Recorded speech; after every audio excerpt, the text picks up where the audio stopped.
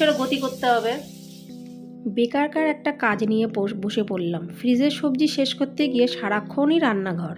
নমস্কার আমার প্রিয় ইউটিউব পরিবার, তোমরা সবাই কেমন আছো? আশা করছি তোমরা সবাই অনেক ভালো আছো, সুস্থ আছো, আমিও ভালো আছি। আমি সুপ্রিয়া, আমি তোমাদের সবাইকে আমন্ত্রণ জানাই নাসিকের ঘরকন্যার একটি নতুন ব্লগে। যে প্রান্ত থেকে আমার ভিডিওটি, আমার ব্লগটি দেখছো, আশা করছি তোমরাও সবাই অনেক ভালো আছো। একটু বাইরে বেরাবো, তো ওখান থেকে আসার পরে ভিডিওটা করবো। গেছিলাম আমারই উইনের এক বান্ধবীর ঘরে। আজকে আমাদের কিছু মহিলাদের একটা মিটিং ছিল, সেই মিটিংটা সেরে চলে আসলাম, যেটা বাধ্যতামূলক। চলে চলে এসে ঝটপট করে আমি গ্যাস একটা 2 কড়াইতে 2 রকমের রান্না বসিয়ে দিয়েছি। এখানে করছি কুমড়োর তরকারি, আর এখানে মাছ ভেজে ঢেকে করছি, কেন ট্যাংরা মাছ তো এখানে পুরো মেলা বসে গেছে। কি রান্না করব বুঝে পাচ্ছিলাম না, ওই জন্য সব সবজিগুলো নামিয়েছি। এখানে নামিয়েছি পটল, ফুলকপি, আচ্ছা কুমড়ো নামিয়েছি, যেহেতু কুমড়ো তরকারি করলাম ওই জন্য। এই উচ্ছেটা বের করেছি। উচ্ছে এখানে প্রচণ্ড দাম, এখন অফ সিজন তো এখানে, তা বেশিরভাগ উচ্ছে এরকম হয়ে গেছে। উচ্ছেরও গতি করতে হবে। বাইরে বেরালে সময়টা যে কিভাবে কেটে যায় বোঝাই যায় না। আর এই সময়টায় আমার ঘরের কাজ করার সময়, কিন্তু সেটা তো বললে চলবে না সব সময়। অন্যান্য ইম্পর্টেন্ট কাজগুলোও কিন্তু করতেই হবে যথারীতি। সেখানে সময় কাটাতে গিয়ে ঘরে কতটুকু যে সময় আমি কাটাতে পারবো, কাজ করতে পারবো, ঘর দেখাশোনা করতে পারবো, মানে ঘরের দিকে নজর দিতে পারবো, আমি নিজেও বুঝতে পারছি না। আজকে সব গন্ডগোল উল্টোপাল্টা হয়ে যাচ্ছে। আস্তে আস্তে করে সব কিছু করতেই হবে। তার মধ্যে একদিকে আর এক কীর্তি হয়ে বসলো। ফ্রিজের থেকে সবজি নিয়ে বসলাম কাটতে। সকালবেলার দিকেই নিয়েছিলাম, দেখলাম যে বেশিরভাগ সবজি প্রায় নষ্ট ভাব।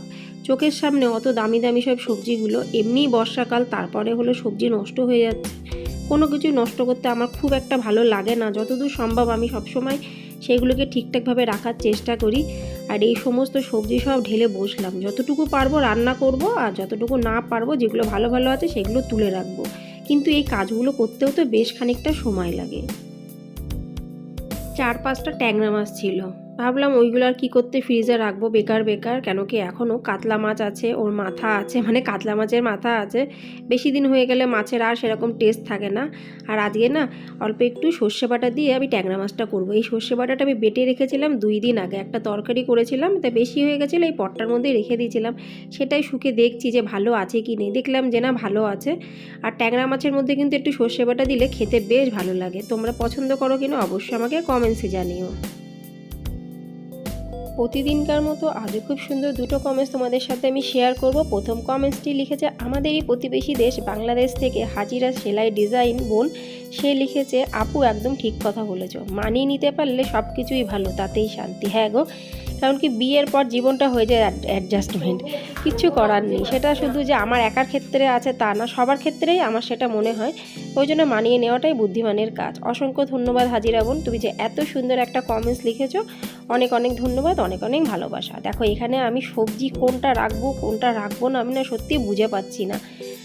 তো ভাবছি কি এটা রান্না করি ওটা রান্না করি, করতে করতে দেখছি যে অনেক কিছুই কাটা হয়ে যাচ্ছে। ধনে পাতাগুলো নিয়ে এসছে, এত বাজে ধনে পাতা, কিন্তু তাও কিছু করার নেই। এরকমভাবে আমি গোটা ধনে পাতায় রাখি, তাহলে ধনে পাতাগুলো কিন্তু ভালো থাকে। দ্বিতীয় কমেন্টসটি করেছে মানেশ্বরী ব্লগ দিদিভাই। মানেশ্বরী দিদিভাই লিখেছে, বৃষ্টি পড়লে সুপ্রিয়া দিদিভাই বেশ ভালোই লাগে, আবহাওয়া ঠান্ডা হয়। হ্যাঁ গো দিদিভাই, রীতিমতন এখানে যদি কন্টিনিউ নাসিকে বৃষ্টি পড়ে, কম্বল সোয়েটার সব বের করতে হবে। আর শীতকালের মতনই পুরো কিন্তু এখানকার ওয়েদারটা হয়ে যায়। ভিডিও দেখলে তোমরা জানতেই পেরে যাবে। নাসিকে তো বৃষ্টি হওয়া শুরু হয়ে গেছে অলরেডি, কিন্তু কিছুদিন পরের থেকে আমরাও কিন্তু সবাই সোয়েটারপত্র ইউজ করব। মহেশ্বরী দিদিভাই তোমাকে অনেক ধন্যবাদ, অনেক ভালোবাসা এত সুন্দর একটা কমেন্টস করার জন্য। যে বন্ধুরা আমার ভিডিও দেখে কমেন্টস করছো তাদের সবাইকে অনেক ধন্যবাদ, অনেক ভালোবাসা। আর যারা শুধু ভিডিও দেখেছো তাদেরকেও অনেক ধন্যবাদ, অনেক ভালোবাসা। এখানে আমি বেশ খানিকটা পটল কেটে নিয়েছি, আর আজকে করছি পটল তেল। আমি কিন্তু খুব একটা তেল মশলা ইউজ করি না, সব কিছুই রান্না করি, কিন্তু বিশেষ করে তেলটা একটু আমি কম ইউজ করি। তেলটাকে অ্যাভয়েড করার চেষ্টা করি, যতটুকু সম্ভব ততটুকুই ইউজ করি। তাই এটা হচ্ছে তেল পটল। কে পছন্দ করো অবশ্যই কিন্তু আমাকে জানিও। এর মধ্যে বেশিটাই দিয়েছি আমি আদা। চা খাওয়ার আমি সময় পাইনি সকালবেলার থেকে, এই রান্নাঘরে বসেই কিন্তু আমি চা খাচ্ছি। আর এখন সময়টা অনেকটা হয়ে গেছে, উঠে বসে যে সামনের ঘরে বসে চাটা খাবো সেই সময়টুকু কিন্তু আজকে আমার হাতে নেই।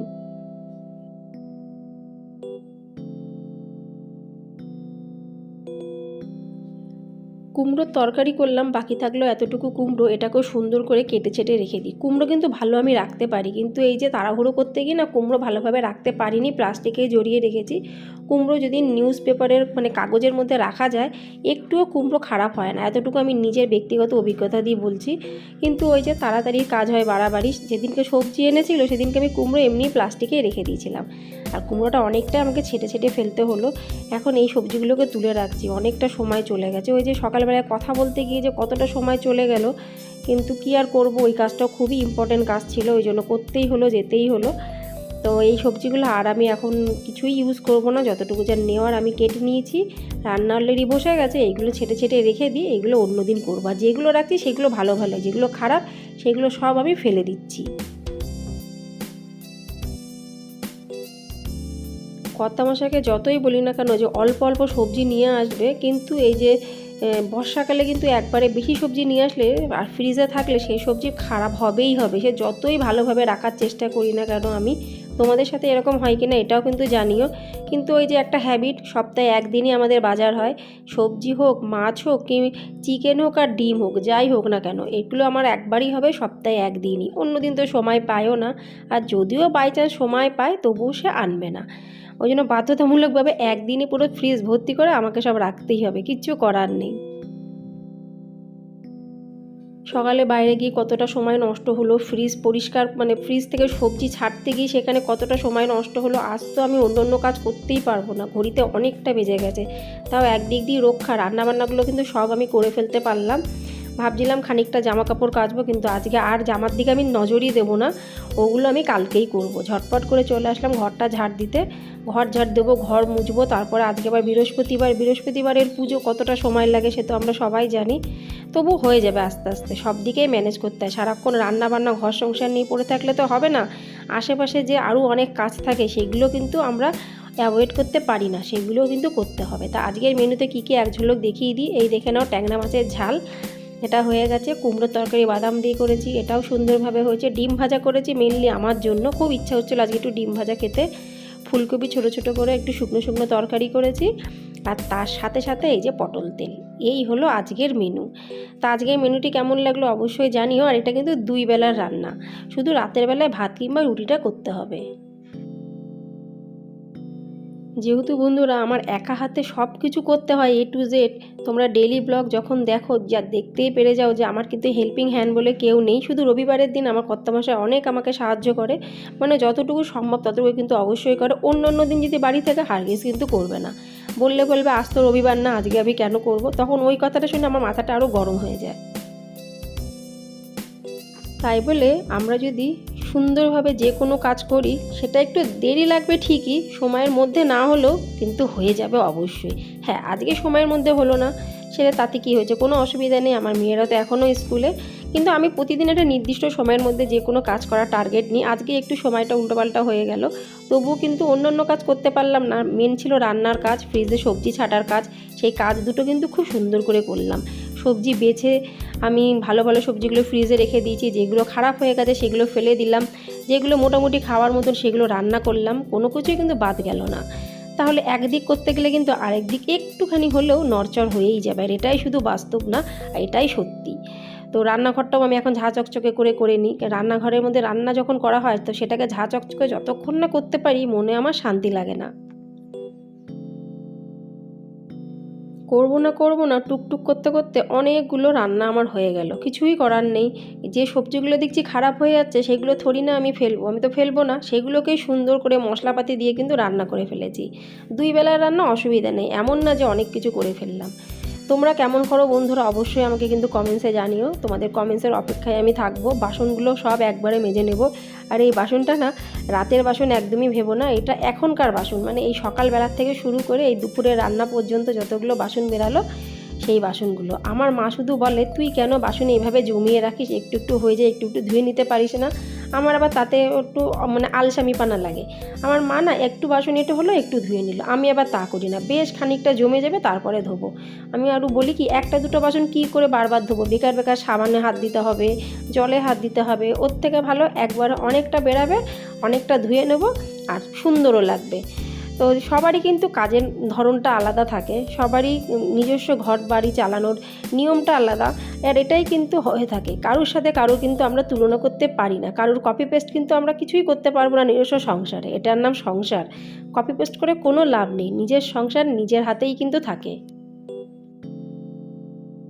আমি যেখানে থাকি মহারাষ্ট্রের নাসিকে, তোমরা জানো এখানে কিন্তু সবাই মানে আমি বাদ দিয়ে আমি আমার কথা বলছি, এখানকার মারাঠি বান্ধবীরা আমি দেখি সকালবেলা উঠে বাসি কাজ ছেড়েই আগে স্নান করে পুজো দিয়ে তারপরে যাবে রান্নাঘরে। কিন্তু আমি তো সেরকম করতেই পারি না, খুব কম এরকম আমার হয়। যদি কোনো পুজো পার্বণ কি বাইরে যাওয়ার কোনো দরকার থাকে তবেই কিন্তু সেটা হয়, না হলে আমি কি করি, সারা দুনিয়ার কাজ করার পরেই কিন্তু স্নান করব, তারপরেই পুজো দেবো।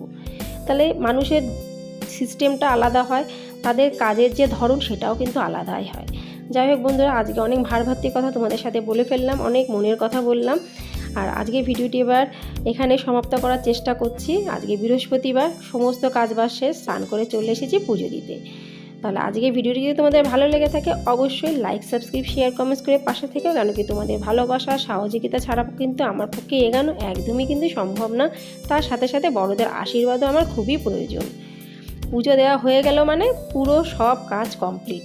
কিন্তু এটা সকাল সকাল যতই আমি করার চেষ্টা করি না কেন, আমি করে উঠতে পারি না। খুব কম দিনই হয় যে সকাল সকাল আমি পুজো পার্বণটা দিতে পারি। তাহলে আজ এই পর্যন্তই, আবার দেখাবে তোমাদের সাথে পরবর্তী ব্লগে। ততক্ষণের জন্য নমস্কার।